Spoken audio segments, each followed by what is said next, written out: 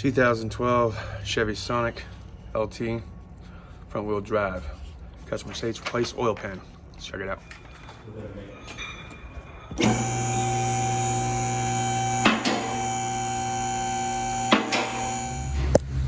All right, so this looks pretty straightforward. We gotta remove this skid pan. That's easy. We're gonna have to take off these three, looks like 13mm nuts. Free up the exhaust on this side. We'll have to spray some rust penetrant, hopefully not break these ones. Might have to heat them up a little bit. Anyways, gotta take those nuts off. We'll pull the exhaust out. And then looks like we got some E Torx, probably an E10 for the oil pan hardware. So, should be easy.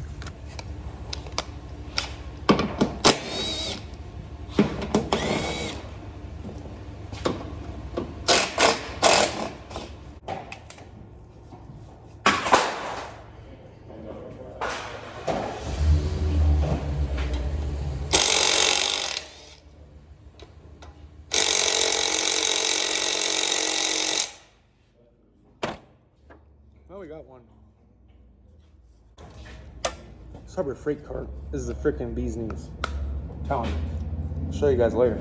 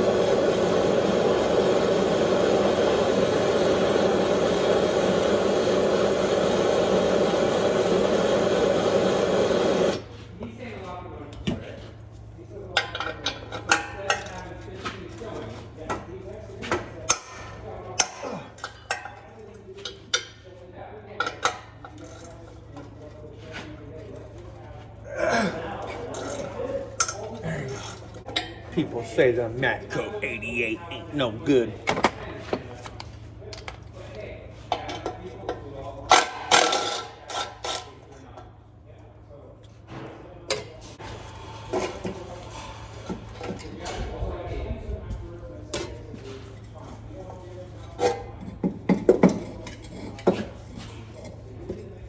Well, it's got a no chew on it.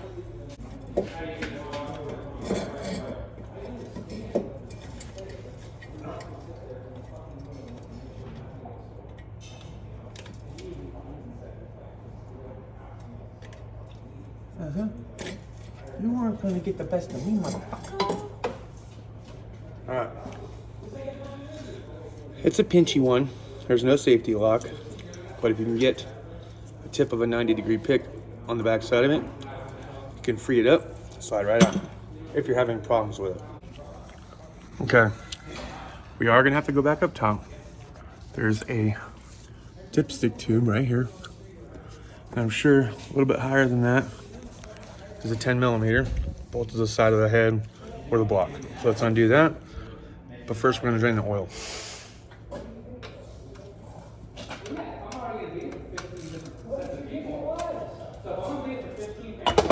15. All right, so here's your dipstick, and it is an E12. That's what's holding it on. Crack it loose, get it off, wiggle, wiggle.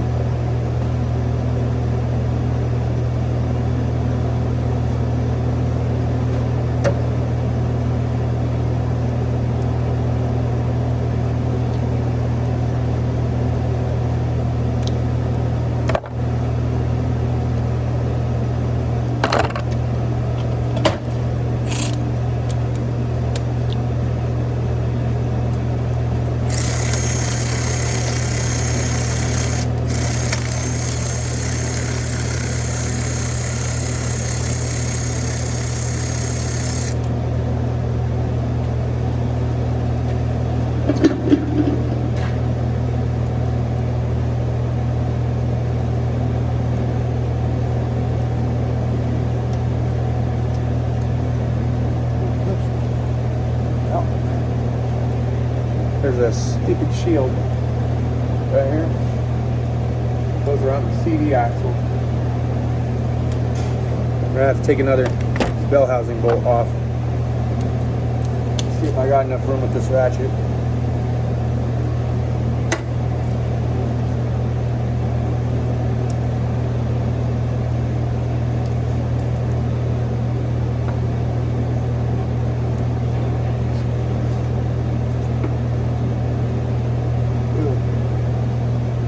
Bigger too. Let's see. 17? No. 18? Yep. Okay.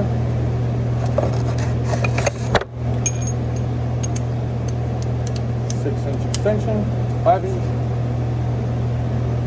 Get straight at it. Got it. Now let's use the cordless now.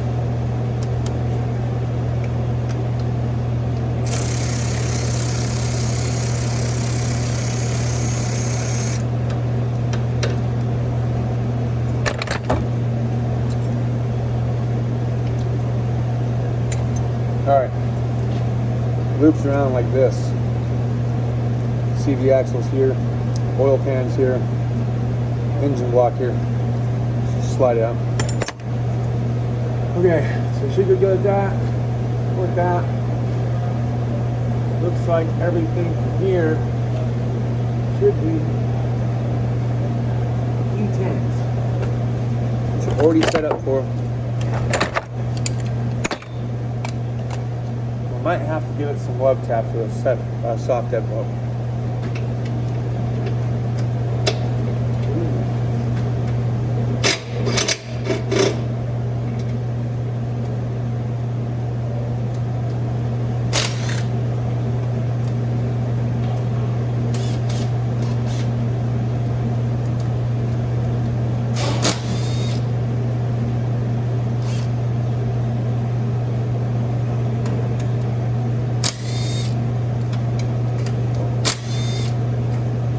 They're kind of like stuck right afterwards.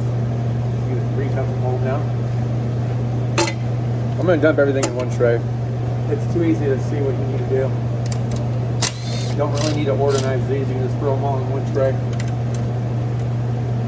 If you don't know where they go, you probably shouldn't be wrenching. Because there's only one hole, one diameter for one fastener, you know what I mean?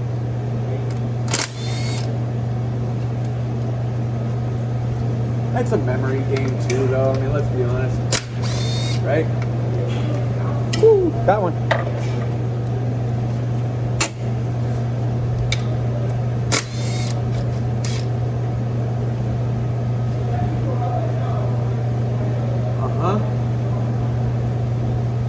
Two 8mm straight up. I'll show you guys in a second.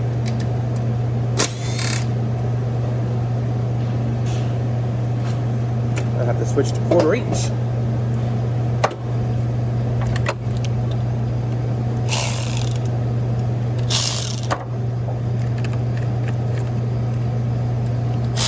All right, check it out. Right up in there. That's your 8mm.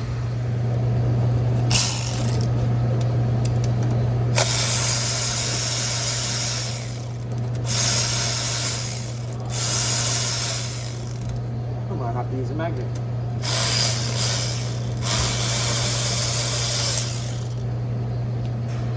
A longer extension?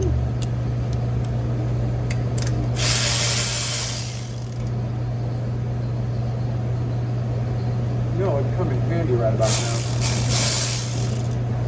That magnetic 8mm from Cemex. These things have been lifesavers, dude. And dudette. Whomever you may be watching my how-tos with the dudes.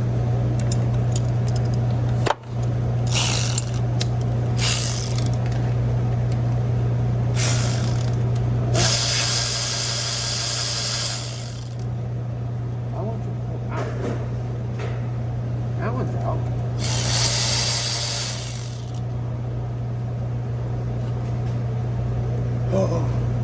Because they're E Torx. Hey, it looked like an 8mm. All right. So I did get one now with the 8mm. We were able to remove it with the magnetic 8mm. Found out it was an E Torx, and by size, it's an E10. But the hole that you have to go through won't fit.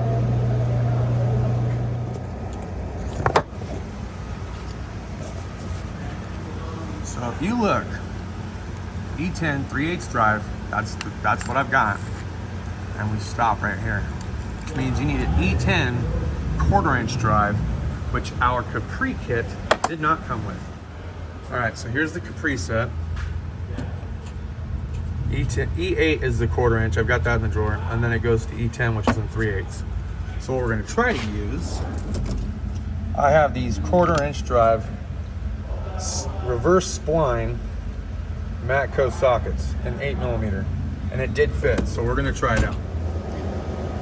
For my DIY guys, hang tight. Let me see what I can find in my box or online, and I'll get back to you guys in the comments. Let's try it out.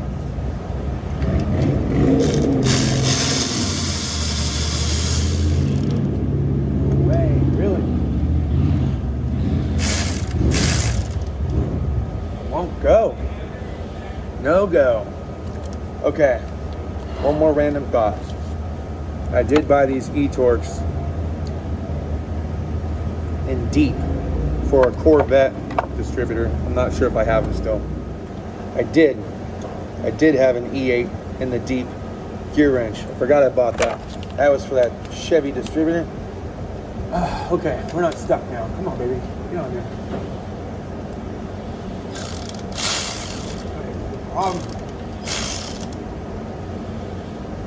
You may have to tap it on the panel. She's just not cooperating.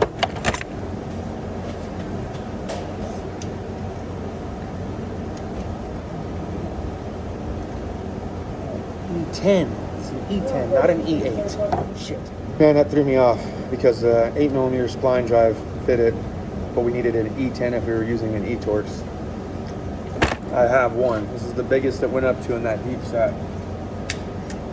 No mic today? I still can't get a bike though. Or is it already loose? That's the question.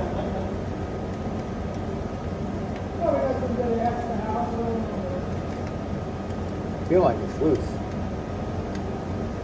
It won't come out.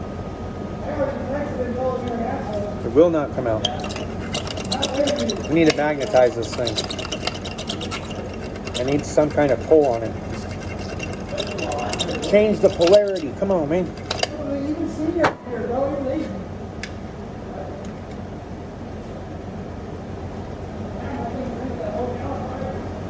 Come on, you're right there. Got it. Phew! That was a chore. All right. In business.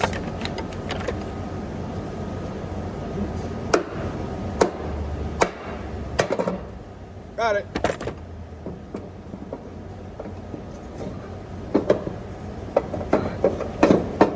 There we go. And just like that, that's how you move an oil pan. Everything else, reverse order. I find a torque spec, I'll let you guys know before we wrap it up.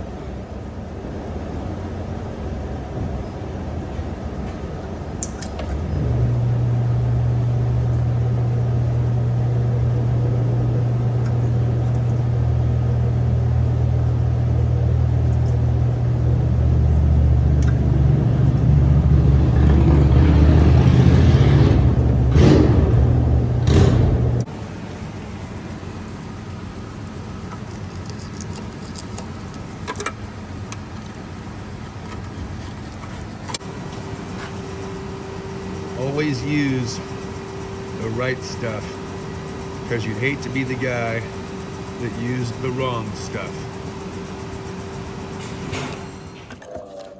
And then these ones, I looked up in there, Joey's not through somehow. set them, the plug wires, I got them all hooked up. RTB. Yeah.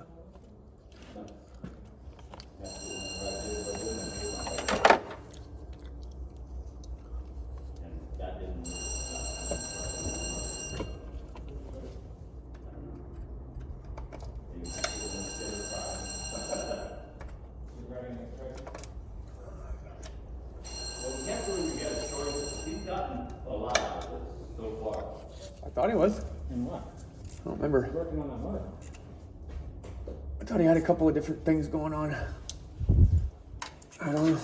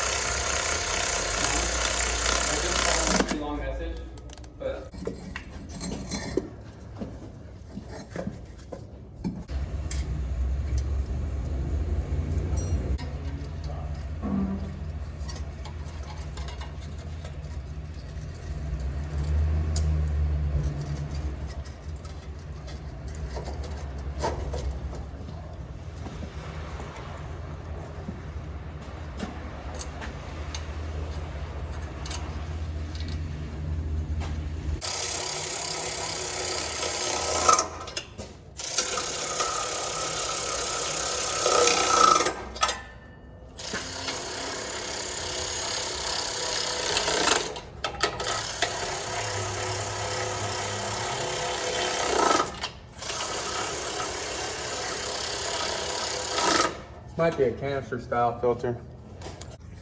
All right, and you are gonna need an oil filter canister socket set. You don't have to get this one. Harbor Freight sells a Maddox version that's just like this. Works just as well. I've had it in the past. You can't really go wrong with it. So we're gonna take this over there. I think we're 24 is what we're using. I'll show you where the oil filter is. All right, so right here, just to the right of the exhaust manifold is where the 24 millimeter is. That's where the oil filter is. That's how you're gonna have to get it out. All right, so all data shows 89 inch-pounds for the oil pan torque. And if you're putting oil in it, it's 4.8 quarts of 5W30. All right, so now we're gonna do a road test. Then we'll put it back on the drive on. Do one more final inspection verification, make sure our repair is complete and we're satisfying the customer's need for a non-leaking oil pan. It's always a good idea to verify your work. You know, you probably, when you see me install the oil pan, I always like to try to go by hand, and I can kind of gauge it and start it a little bit with the cordless, but at some point I like to do it by hand, go by feel. And then after that, I look at the torque spec, and then I just go give it a once over with the torque wrench to verify that my torque is proper, and then you're all set. So I hope you guys found this video useful. If you own a Chevy Sonic and you have the 1.8 liter and you were wanting to figure out how to do your oil pan reseal, this is how you do it. We'll probably have some more how-tos coming on up. Couldn't tell you exactly what it is, so stay tuned.